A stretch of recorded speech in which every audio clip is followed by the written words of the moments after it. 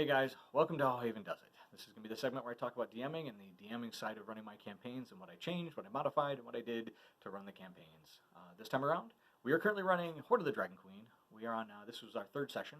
At the beginning of the third session, about halfway through the Green Nest in Flames, or at least the way that I was running it. We had, the start of this, the group had just captured a cultist. And if you've read the book, you're actually given a list of missions. I decided we were going to only do 4 of them with the optional one of like the prisoner thrown in. Now the thing is that I didn't tell them that there was a prisoner. They still did it on their own though, which gives them a lot of credit. And my party, I think, thinking ahead, I wanted to see kind of, so I didn't purposely, but they did, so they got the credit for that. As well as some of the other missions. They've done the Save the Mill, and they are on their way to go to the temple. Now, the way that I kind of got them to go to the temple, when they set everything up, I told them that they could take on one mission, saving the mill or saving the temple, and whichever one they took, Lady Grey, the fighter Felice, who also works for the governor, was going to take on the other one. Awesome, great. They decided on the mill. The Felice, Lady Grey, and the guards are going to take on the temple and go rescue the townsfolk. They get done. Our party had just saved the mill. Awesome. They did some interrogating of the captured cultists. They're on their way back. Now, I'd already decided that Lady Grey and the city guards were going to fail. Let's face it. They're city guards and one decent fighter. And they're going up against... They went up against the temple. So that was 3 groups of cultists and kobolds and giant lizards that they were going to have to fight. I knew they weren't going to do it.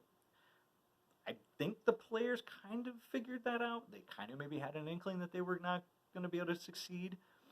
But that's the way that the cookie crumbles. It's not always going to be straightforward. There's not always going to be a good decision. One decision or the other, you're going to end up making... There's going to be something else that goes on. They come back to the sewer entrance to the keep. And they find all the bodies are gone that are there. They should have hidden those. Guess who took care of that for them? Lady Grey and the guards did as one of their last things. They pulled the bodies in, took care of them. But they did find Lady Grey and a couple of dead guards inside of the temple, or inside the entrance to the keep, and at the sewer entrance.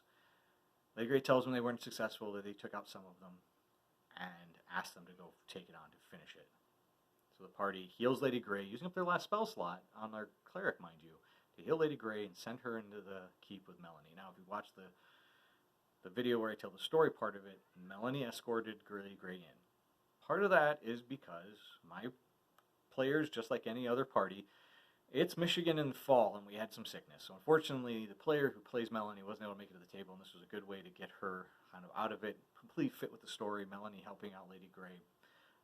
And it then meant that we didn't have to try and figure out ways to play her without her being at the table. We also ended up running late because one of my players was trying to Skype in from another city, and we ran into some technical difficulties. But all in all, it was still a really great night. We usually play for about 3.5 hours. You only got about 2 in tonight, but it happens. And as another DM, and a DM who's been doing this for years, it's going to happen. If it happens to you, roll with it. Be happy you got the 2 hours in. I'm ecstatic we got these 2 hours in. We got an exciting, exceptional, huge battle in. Everybody walked away fine, even though I had one player, I think, coming down with a cold, another one recovering from the cold, and one out with a cold, basically. So it happens. And there are going to be nights when everybody cancels. There's going to be nights that everybody gets together, and there's going to be nights when we end up like this, where we had some technical difficulties. We started late, but we still played. We still had a great time. So it happens. It happens to the best of us. And that's all I can say. So if it happens to you, roll with it. Have fun. So Melanie and Lady Grey go into the keep. The party makes their way to the temple. Now, 2 things I want to mention here. It's supposed to be like ambush drakes, is what the book calls for. And I'm pretty sure when they wrote this, they had this grand idea that they were going to have a chance to have miniatures. And I know that they made a bunch of the Tyranny of Dragon miniature, like, booster packs you can buy, right? But I don't have the money to go spend on just random booster packs for just random miniatures. I wanted ambush drakes. And the only times I could find ambush drakes were like $7 to $10 a pop. And I wasn't about to spend that kind of money to get a bunch of ambush drakes. So I did. This was my solution. I said giant lizards.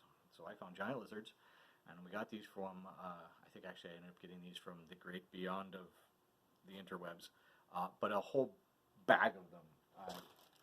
So I have a whole bunch of lizards now to play with, and just decided that it was going to be, instead of guard drakes and ambush drakes and all that, it's just giant lizards across the board.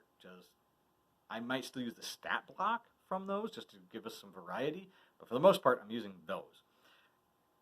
Great find. Awesome. Loved it. It worked out really well.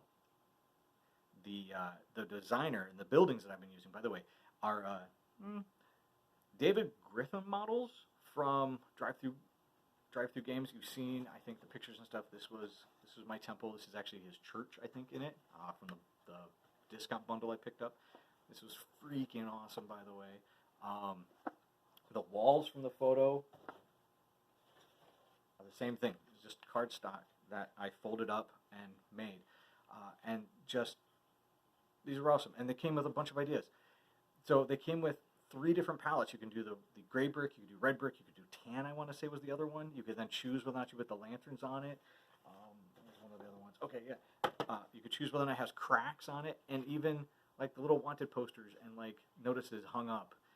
Just so many options, man, and very reasonably priced. I think I spent like $1. Now they were on sale at that point, but even for $3, I would totally blow the $3 on this thing because it was 6-inch, 5-inch, everything from like 1 inch to 6 inches at half-inch increments, plus all the buttresses and end caps and wall pieces and doors, and it was I mean, they were a little bit tedious, but now that I have these, I can, and the way that I built them this way, I can just keep reusing them over and over again, and then print what I need to maybe make it a little bit bigger. But as it was, I printed out what I needed and made the giant walls that went around the temple, which gave it a really great look, and gave, you know, the buttresses were great for Remy to come around and hide between to give herself some cover and everything. It was just really, really nice. So I highly look them up. This is just cardstock that I printed, scored, and glued together. That's it. That's really it. If you want, people keep saying that they look really cool and they can't believe it's just cardstock, but if you don't believe me, tell me in the doobly-doo or tell me in the comments below or send me an email, and I will make one of those, you know, videos of start to finish, me printing this stuff out and cutting it and scoring it and building a house out of this stuff. It's really fun, and I would more than happy to make a video for it.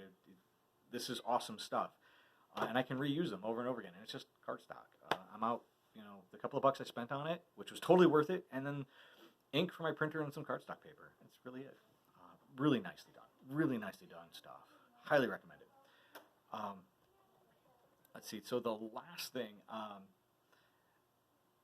I want to point out is the part of using mass combat. I watched all of Matt Corville's videos, and one of the ones he mentioned was actually using one of your players who's a tactician to help you move models. Now, the way unfortunately my table was set up, I have a standard like dining room table, and the map ended up being at the far end between all the players, which is great for them. They could get up and see it, and it was a little like drive-by drone video that Lutao did, flying around, showing everything, which I'll probably throw in here at some point if you've already seen it, or you'll see it again at the end of the video. But I was far away from the map. So I asked Lutao, the player playing Lutao, to be my tactician. He was going to move the miniatures.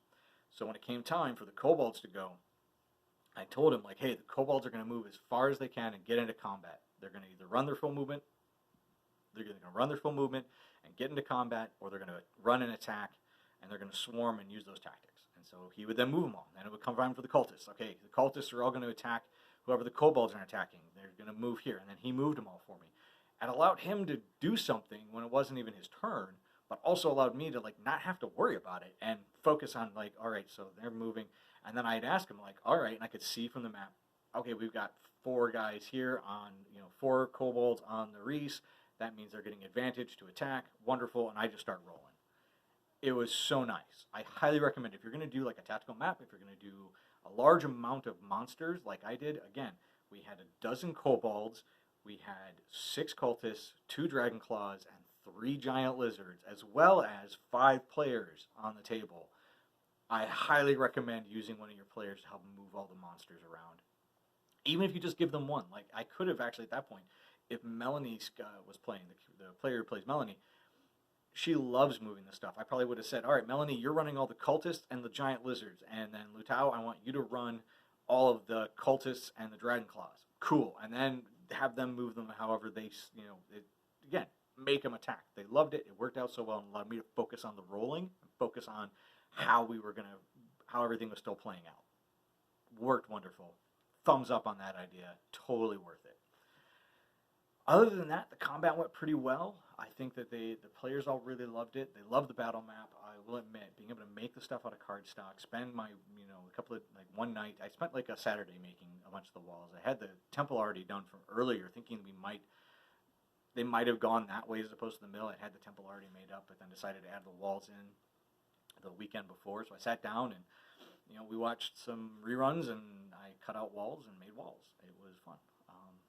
So it's totally worth it. It's a lot of fun, guys. I would totally recommend cutting out the paper stock stuff. It's lightweight. It's awesome.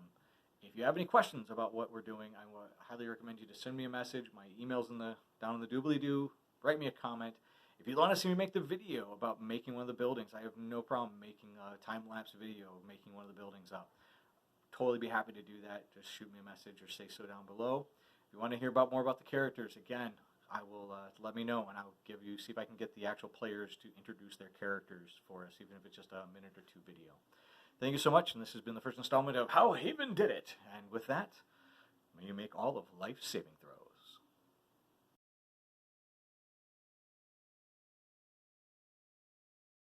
Part 2. Where do you find ambush drakes?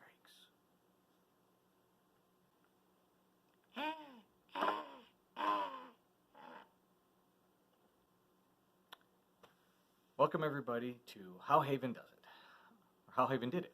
Aha, sorry.